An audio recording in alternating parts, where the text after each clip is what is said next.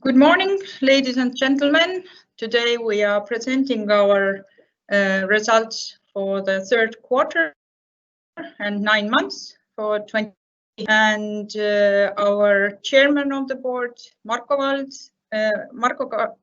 and Valdo Kalm and CFO Marko will introduce the results. And if you would like to ask questions, we also have Q&A bar for that. You can find it by clicking on the comment bar far right. There is a sign with 2 question marks, and you can ask questions during the webinar. And also you can see what others have asked. So I will give word to Valdo and Marko now. Thank you.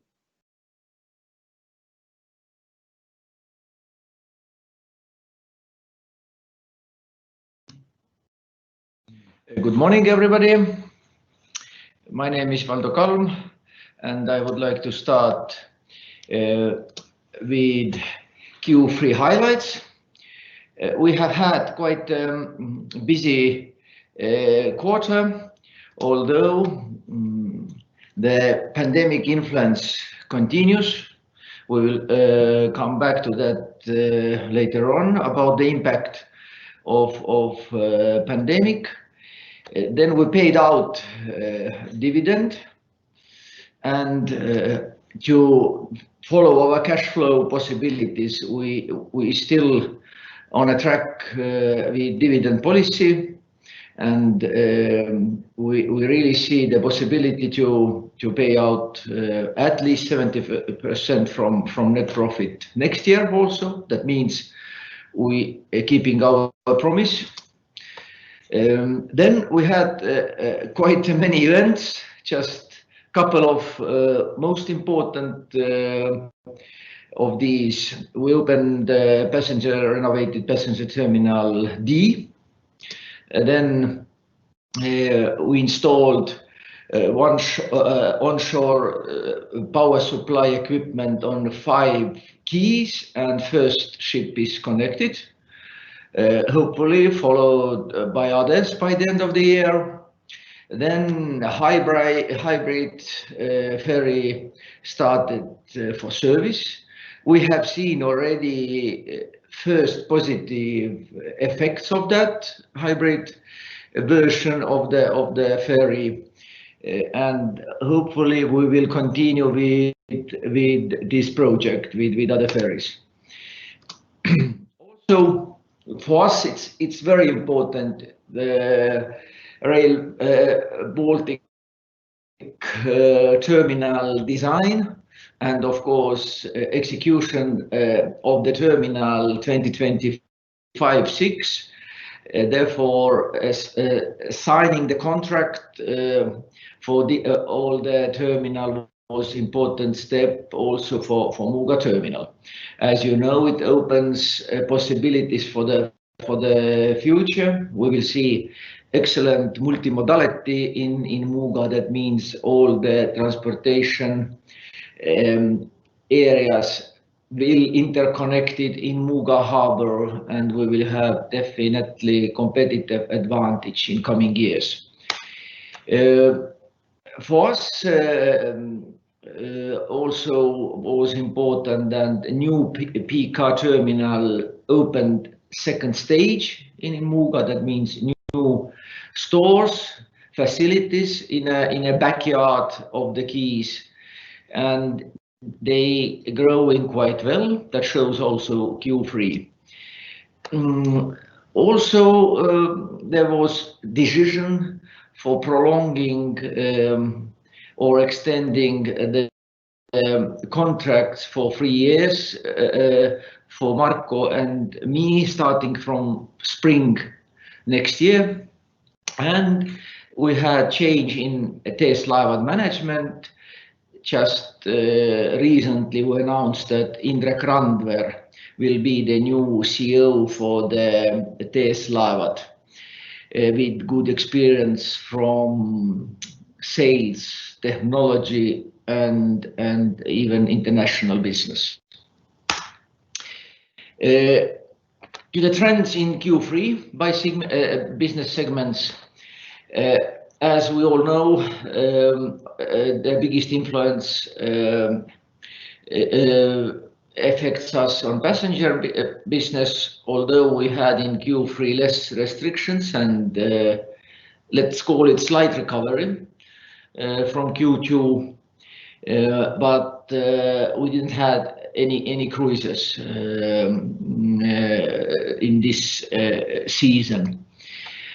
Although cargo doing very well, as in Q2, then in Q3 also we see the growth of liquid bulk, supported also in growth of ro-ro, what is very important, I guess, for Estonian economy as such, and dry bulk is doing well.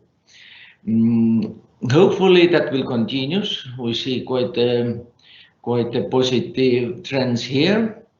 And with this cargo, we actually are the biggest, we have the biggest growth in Baltic Sea among cargo ports. Competition heavy, and therefore the margins are a little bit low, especially on liquid bulk. Ferry business did quite well, although we didn't have additional ferry this year. Due to the pandemic, there was decline in trips, but in August, again, we got additional orders from the state.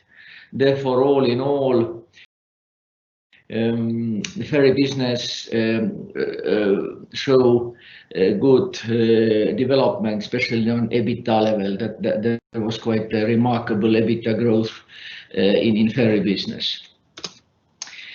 Under the other segment, we have Botnica, what did a good job in Canada with stable revenue. And the decline from this other segment came from Green Marine, our joint venture. To the impacts from COVID or virus. On passenger side, strong downturn from March already. As we mentioned, no cruise calls at all. And at the same time, on ro-ro side, we kept the volumes. Even in Q3, we had 5% growth. That means that the vessels moving, just there are very low level of passengers. On cargo side, we have growth in Q3 and over 9 months. On ferry and other business, basically no impact. At the same time, we invested. We believe the future of passenger business. Therefore, we continued with investments to mainly to the cruising area, but also to the regular lines. Therefore, we preparing for the next high season. I'm talking about the next spring and summer. Definitely there will be recovery. The question is about the timing. Then we hold back cost in repairs and personnel cost, and on Q3 we saw already quite a good effect of that. Passenger volumes, we reported them already earlier, but there is a decline of 55%. Same applies for 9 months. On cargo, we already mentioned that Q3 was very successful, 24% growth from last year, and we had growth mainly in liquid bulk, but also in ro-ro and dry bulk, even in containers. That makes a quite nice picture for the 9 months also, showing almost 9% growth totally. We are now reporting also the shipping volumes. on ferries, we had, due to the pandemic, less passengers and vehicles, but due to the good cost cutting, efficiency and fuel price, we made quite a good improvement of profits and EBITDA. Botnica did basically as same result as last year. Now, Marko, you're welcome to continue. Yes, thank you, Valdo. As Valdo already mentioned, the third quarter was, given the circumstances, I would say very successful, because we could, in the third quarter, already see in the numbers the impact from the cost-saving measures that we started to implement in the second quarter, due to changes in the number of employees. In the second quarter, we had some one-time costs as well. So the third quarter quite nicely has shown that we are on a right track, and maybe just to point out that even though we had revenue decrease of almost 19% in third quarter, adjusted EBITDA declined by 16%. Thus, EBITDA margin actually increased, meaning that the relative impact of cost savings and some other income elements was bigger than the decline in revenue. So, but nevertheless, the decline in revenue was or continued also in the third quarter, and due to the pandemic, we see this also coming in the next quarter or the fourth quarter as well. So altogether, by the year end, we will have a total drop in revenues, that's for certain. But where this problem comes from, we'll look later on when we talk about segmentation. Also, Valdo mentioned on the bottom line, you can see that despite of the decline in revenue, we have quite heavily continued investments. We do see that the pandemic is a short-term phenomenon, and are quite confident that in next year's passenger volumes, which are hit most by the pandemic, will recover, and the investments that we had planned for this year, more specifically reconstruction of Terminal D, building of a new cruise terminal, we have continued these, and they will be finished as well. So we see in the third quarter that investments have increased almost by half, and the same for 9 months altogether as well. The cash flow statement basically reflects the same change as we already discussed.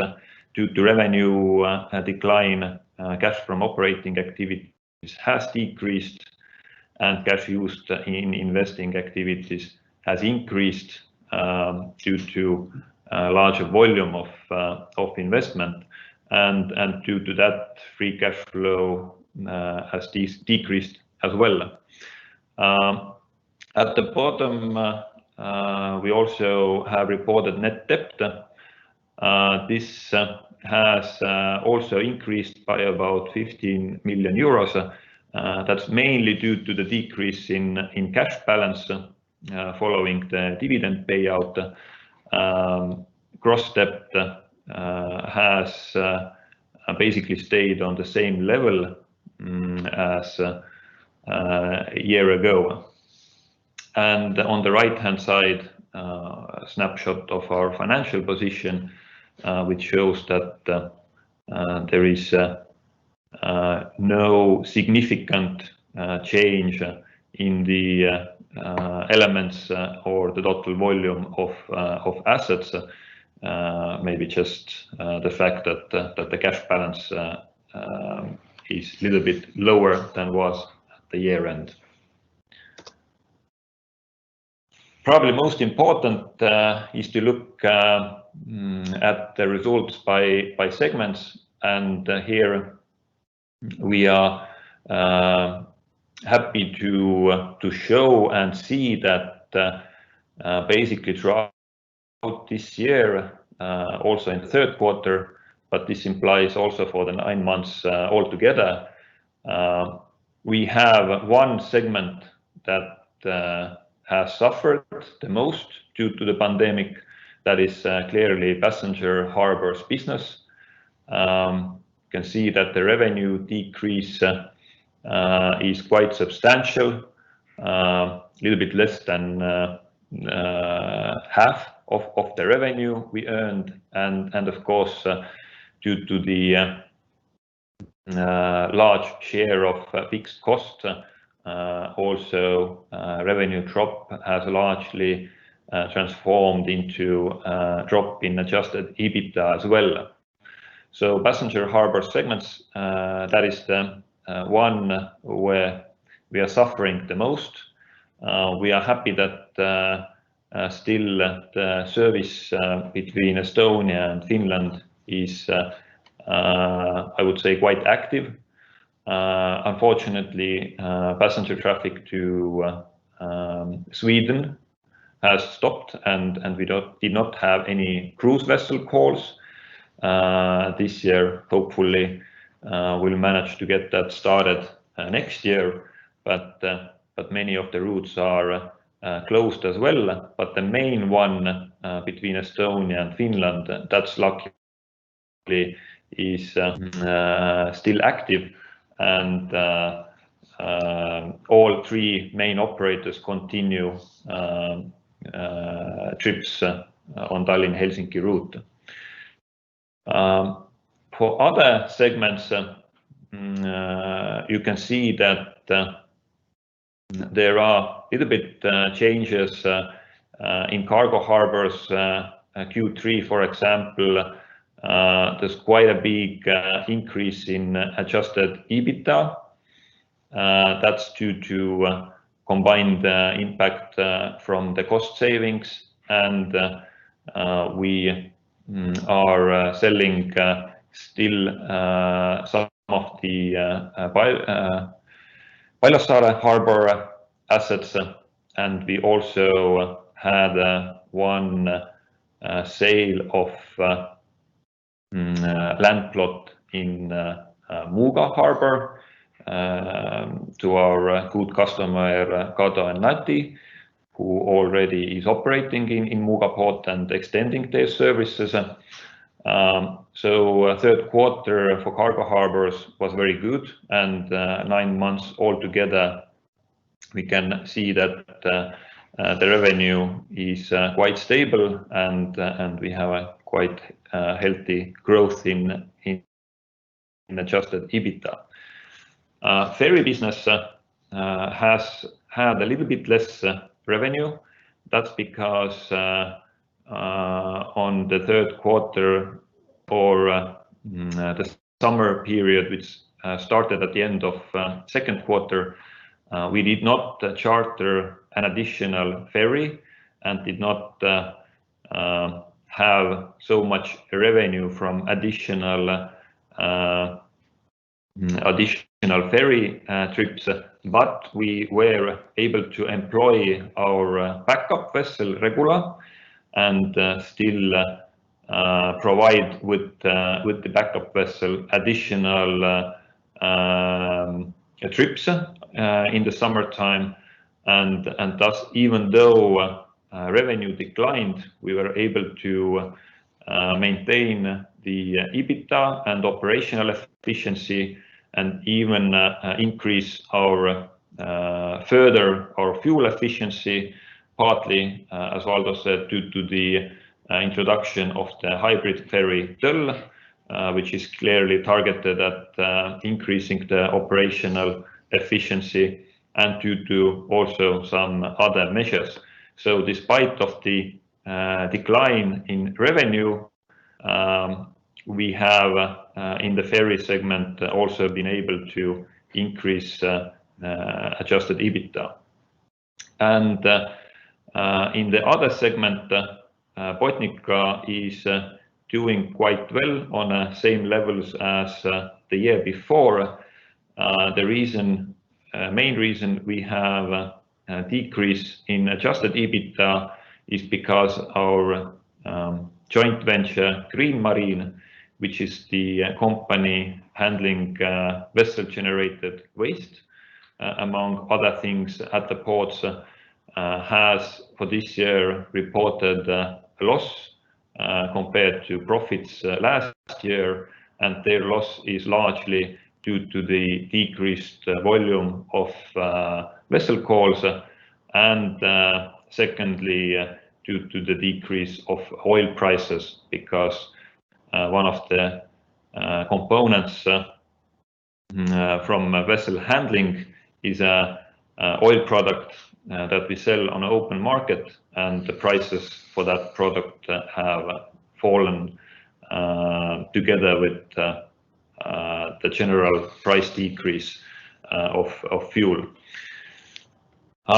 So altogether, as I said, we are very happy that we have 3 different major segments, and due to this segregation of risks, COVID has hit only one of our 3 pillars, and 2 others, cargo harbors and ferry service, are doing still very well, and we hope that this will continue for the next quarters to come until the pandemic situation is ultimately getting better, hopefully sometime next year.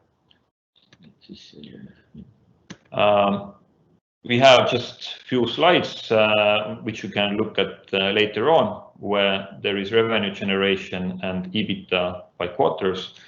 But basically with this we will end our presentation of the results, and now you have a possibility to continue with questions, and as Mario said, the questions can be presented from the taskbar. There is a icon with a question mark, and you can type your questions in there, and you can also see what other participants have asked. So we'll have a short break and then start answering the questions.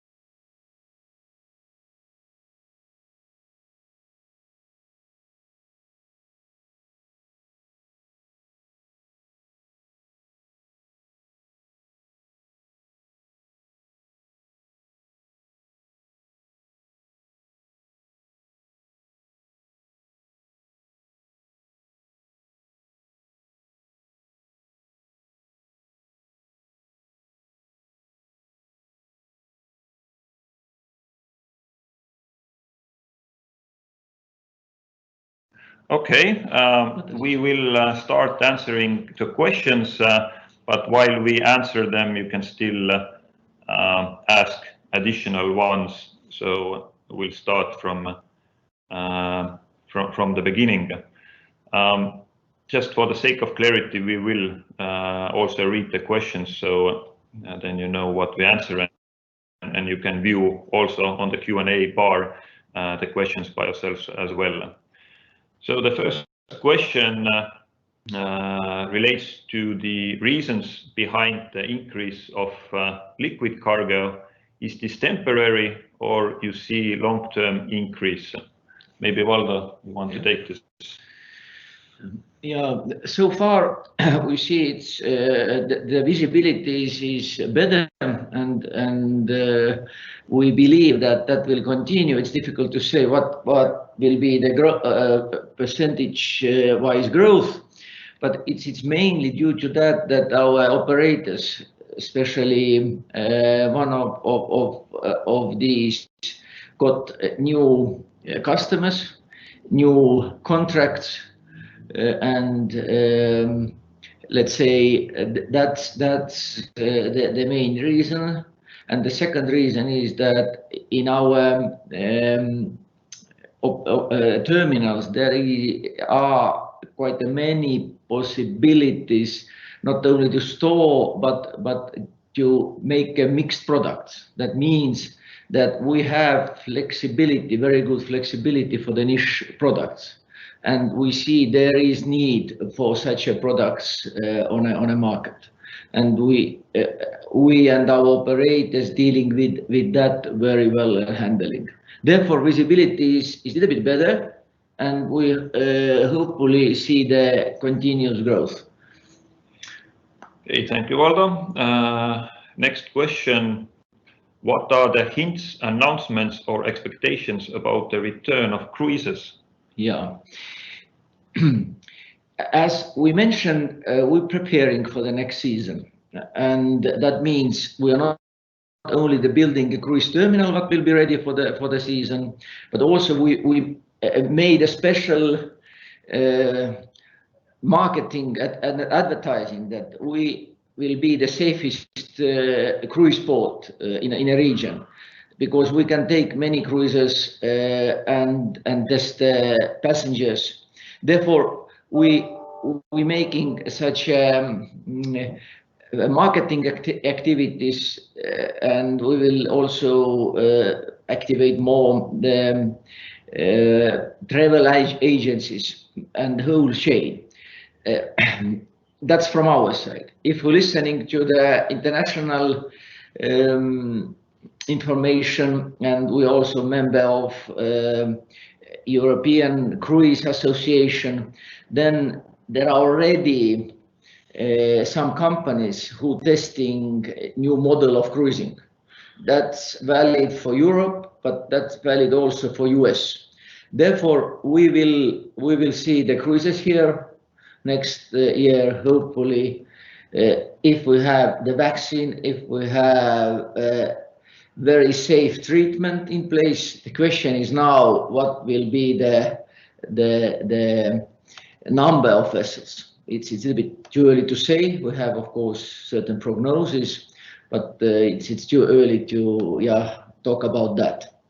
But we believe that next year we will see the cruises in Tallinn Bay. Okay, next question concerns cargo volumes and trends. Are there any changes in that have happened very recently, or I assume that the question concerns that is the trend that we saw in the third quarter continuing also in this fourth quarter? Right. I little bit describe situation in liquid bulk. We hope that will continue. Then I guess that on ro-ro there will be also quite a stable picture, because of that Estonian and Finnish government definitely will support the flow of cargo. between the countries and hopefully support the operators, because that's really important for the whole economy. And then also we believe that there will be quite a stable and even growth on dry bulk, because there are new players. It was very good year for the grain. That will a bit continue next year, and there will be quite a huge need for the dry bulk, different products for the road and railway investments. Therefore, we believe at least quite a stable picture for the next year. Okay, next question is about competition. How is it shaping up between the ports in the Baltic Sea? Was the recent jump in volumes attributed to decreased prices? And if so, do you expect any responses, I assume from other ports? And what is our long-term thinking on pricing and competition in the region? Right, we already see heavy competition and reaction from other ports. Last time when we met, there was question about can we gain from Belarus, and honestly saying we got. And of course that made hungry our competitors in Latvia. Therefore, we already competing with Latvian and Lithuanian ports to get Belarusian bulk. Although due to the flexible pricing in ports, flexible pricing in railway, that means all the chain and of course the operator must be very flexible to have such a complex offer on place. We got Belarus cargo. Therefore, it's ordinary life and competition is already there. That was already in Q3 and that will continue. What's your view on pricing? Mm-hmm. On pricing, I guess we will manage to keep same strategy what we have just now, keep flexibility on very concrete niche products or cargo, and with that keeping the average price and to be very flexible for concrete project based pricing. Yeah, but I guess we can say that it's not getting easier. No, and definitely the price competition is getting tougher, and the way to go forward is flexibility in terms of pricing, product offering, and accommodating the cargo owners' needs. That's for the cargo business. Right. Then we have a question about cost-saving measures. Are the cost-saving measures permanent, or is it a one-time impact? And maintenance was cut significantly in third quarter, but the person asking the question assumes that this is only temporary. Yes, depending on the cost. If you talk about maintenance, then the answer is yes. Some of the cost cutting is temporary. In longer perspective, we see that the quays and the infrastructure still needs to be maintained. But having said that, we need to understand that if there is no demand in the future, of course, we have an option to stop operating certain asset. However, we don't feel that the changes due to the pandemic are long lasting. So we do plan keep our infrastructure operational in the long run, and thus once the revenues start to recover, we also start to increase the maintenance. So the maintenance is short-term impact. When we talk about salaries cost, for example, then this can be definitely viewed as a long-term impact. We have decreased the number of employees and speeded up some of the processes of increasing efficiency. And from that view, we see that we will get additional operational efficiency that will last long term. So it depends a little bit on the cost item, whether it's a short term or a longer lasting impact.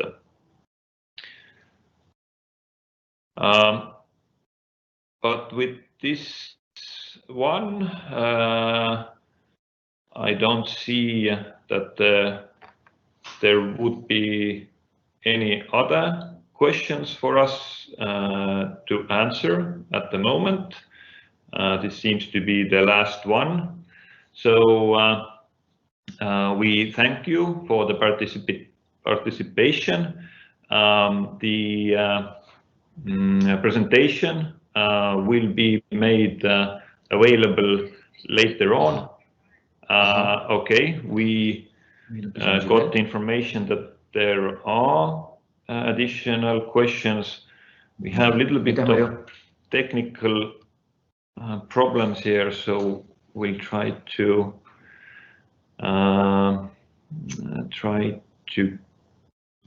see where we can find the questions. Just one second.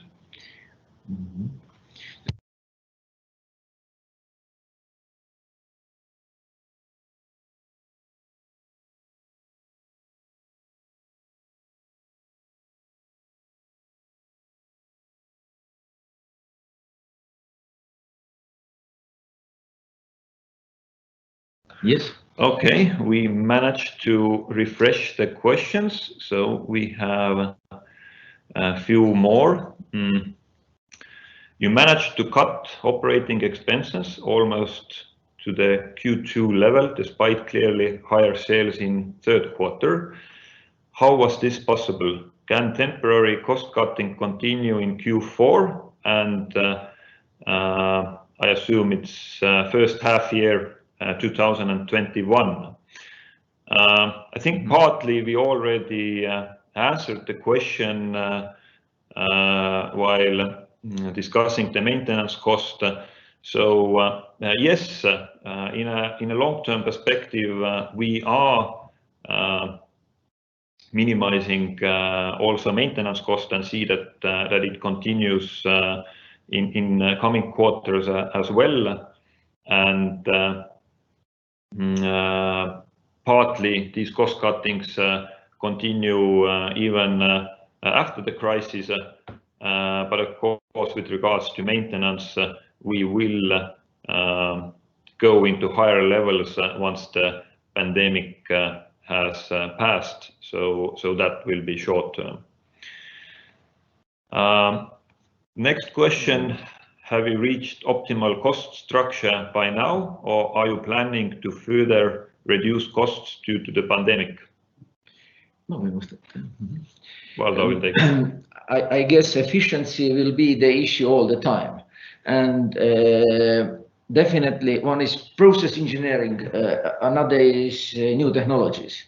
And for example, just now we finishing our installment of auto mooring system, and if that will be in place beginning next year, then with that we will, for example, cutting the cost on mooring.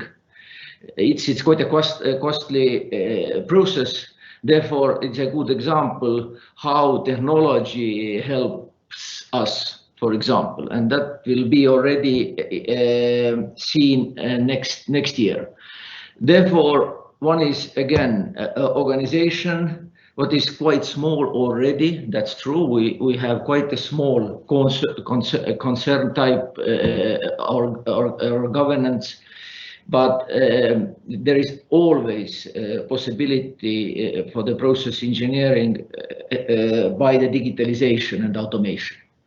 And of course, we will move towards these activities, and that will show effect also on shipping side. As we mentioned, we now already see the first effect from hybrid vessel. We definitely will continue. Now the question is it for electrification, or we will use some other technology, hydrogen, whatever, but definitely we will continue with that on shipping side also. Okay, thank you, Valdo. Next question is about real estate. How is it going? What are the latest news? And do you still plan to have offices there even due to homework and decline in needed office space, or can it be tweaked a bit in a way of residential apartments? Yeah, so far our action goes as planned. All 5 areas or plots are under the detailed planning. Hopefully we will see the how it says, how can I describe it? It's an open discussion available for the citizens in the beginning of next year. That part of the process. There are a lot of negotiations with city government. Just now we finally fixing the tram and tram connection to the port area. And of course, then closer to the discussions where it's more easier to build the offices and where flats. That's really the good question. What is the good balance? But we are not there yet. We are in a detailed planning phase, but that goes normally as planned. Okay, next question. I think we a little bit discussed that, but maybe Valdo can as much as possible comment further. What is the cargo harbor and in particular liquid bulk outlook for this quarter or the 4th quarter? Yeah. For this quarter, it shows quite a positive picture. If I have operational data even from this month, that continues. And as we already mentioned, we are quite optimists for the next year also due to the new contracts, new customers, what our operators have. Okay, and now I think this will be the last question. How big non-recurring gains from assets disposal you booked in 3rd quarter and 9 months of 2020? I will check this. You can quite easily also see this is reported in the statement of profit and loss under other income. And if you take the change to last year, then that's more or less the impact of that. So in 3rd quarter, it was about 500,000, and for 9 months, it's a little bit less than 2 million euros. And this is mainly from the sale of assets in Paljassaare port, and a smaller share of it is also connected to Muuga Harbor. So these are one-time profits. And in Paljassaare Harbor, there are still some assets that we are in process of selling. We have not yet sold the utilities networks, for example. So this process will continue probably into early 2021. So but we are getting quite close to the end with that. Okay, I hope that now we had all the questions. We are sorry about little technical issues. For some reasons, yes, the updates did not work, and we had a little bit trouble of getting them.